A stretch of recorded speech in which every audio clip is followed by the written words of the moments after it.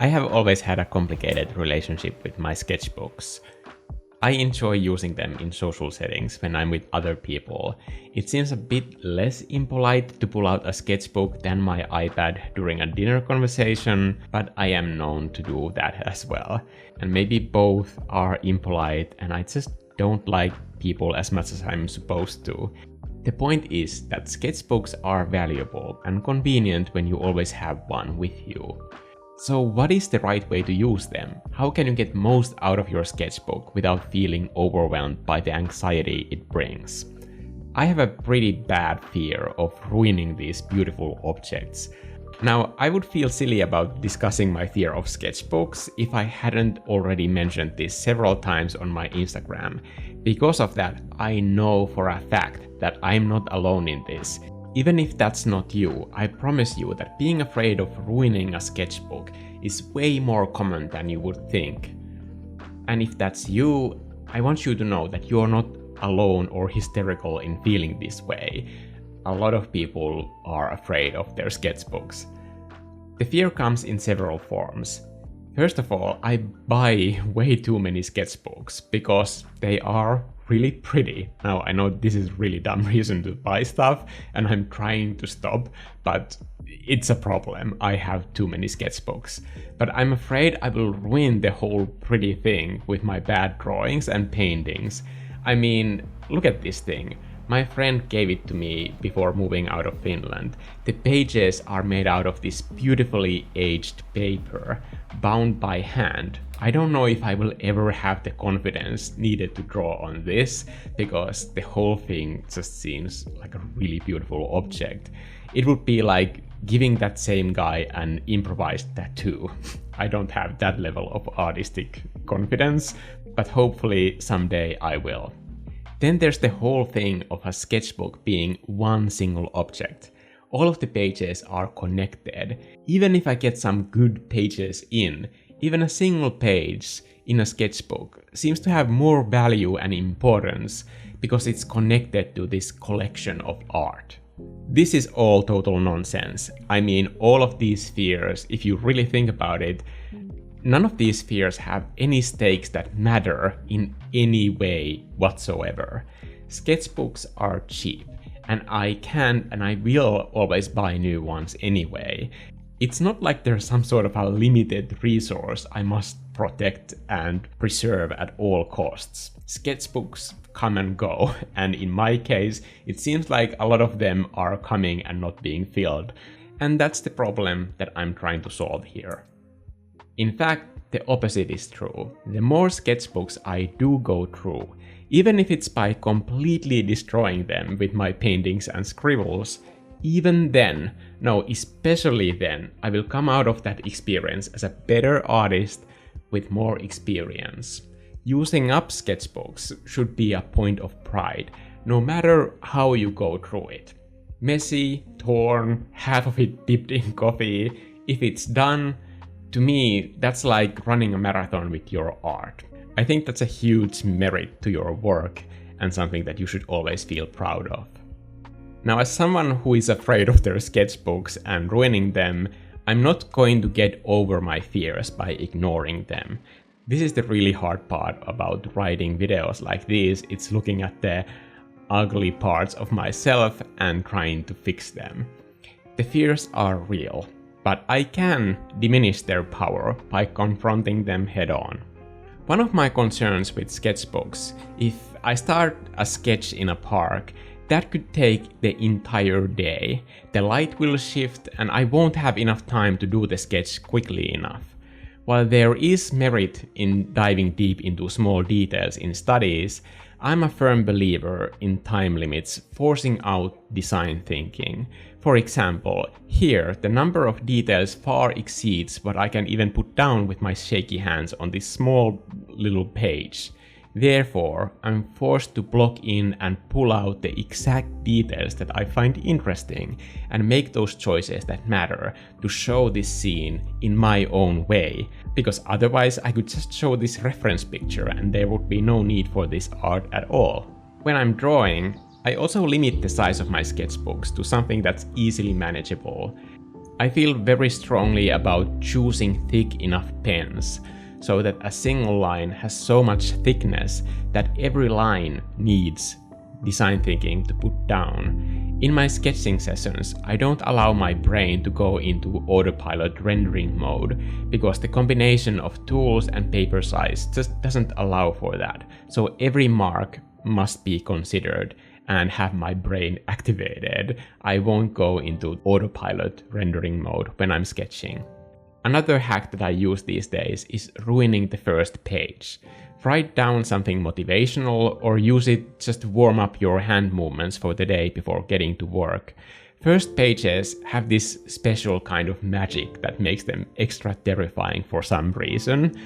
The best way to ward off that first page magic is just to get rid of the first page as quickly as possible. I don't need that kind of mental friction in my life.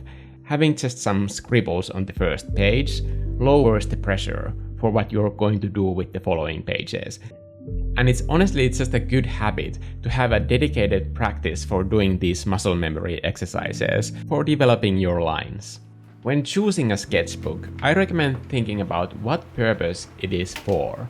If you need to put the pages into a scanner later, make sure that you open up the sketchbook all the way and that the back of the sketchbook isn't folding the entire thing in an awkward bend. For sketchbooks that are meant just for painting, having an easy way to detach the entire page is sometimes good too. Personally, I never trust these spiral binder type systems as they always end up tearing the paper in the most random directions, and as I keep carrying these sketchbooks with me, these sort of sketchbooks always come apart on their own. So for that reason, I'm not buying these sort of binder things anymore. The paper quality also matters. Some like to keep their painting sketches and drawings on different sketchbooks. I've noticed that it's much more likely that I will use my sketchbook if it's with me at all times, and it's much easier to carry just one than having two. So for that reason, I prefer heavy paper qualities that are smooth enough for drawing, but heavy enough so that water won't go through pages. These heavy paper sketchbooks tend to be slightly more expensive, but only slightly. One more tip about sketchbook sizes is that when you are not carrying your normal sketchbook with you, have a teeny tiny small one. Something that you wouldn't use for a normal sketching session, but when you have an idea, that you can put that idea down in a small thumbnail form. This type of a sketchbook can be so small that it fits into your pocket, and there should be no reason not to have it with you at all times, even when you can't carry the normal one with you. Also, look at how cute this is. Why wouldn't you carry this with you at all times?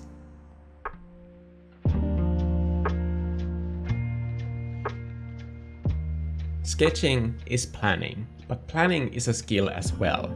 We can probably agree that sketching is supposed to be a light and a bit more carefree session than doing a full-blown illustration.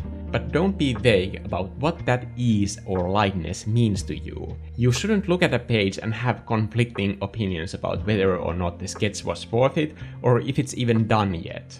Before you even touch the page with the tool that you are using, define one clear goal for what you are doing. I'm not going to tell you what your goal should be. That could be entirely dependent on your own style and tools that you are using. But if you're completely lost on where to start, here are some examples that I use. For example, when you start drawing, you could decide that you want to practice contrasting long lines with shorter ones. A goal could be sketching a tree or flower species that you find interesting, and this way you can add it to your own visual library for later use.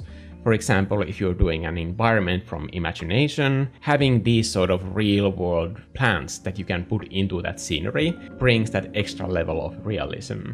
Maybe the scene that you want to start sketching has an interesting rhythm of different values that you want to capture on your page. That could be one goal that you aim for with one sketch. My goal for this page was to take this really detailed ditch area with all of this noisy detail and simplify it as much as I can into clear, visually distinct segments. I also don't often do these sort of waterscape areas that don't have any sort of clear, plain, grassy areas nearby. So having everything this overgrown and detailed, that was a huge challenge. So to tackle that challenge, I only wanted to focus on lumping everything into clear shapes. That's one goal that I was going for. By having a clear goal like this, you don't have to go into this weird, uncomfortable guessing whether or not your page is successful or not. When you set a simple goal, you can always ask yourself, did I do it or not?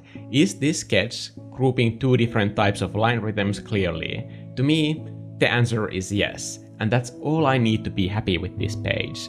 I don't need to leave it up for people on social media to judge or think about it any deeper than that. You know that you have a clear goal for your sketching session if you can form this sort of binary yes or no question about it. Don't leave room for maybe. This is also a much faster way to learn to draw and paint. When you have too many goals that you want to hit all at once, it's much harder to guide your process to the kind of design thinking you want to improve.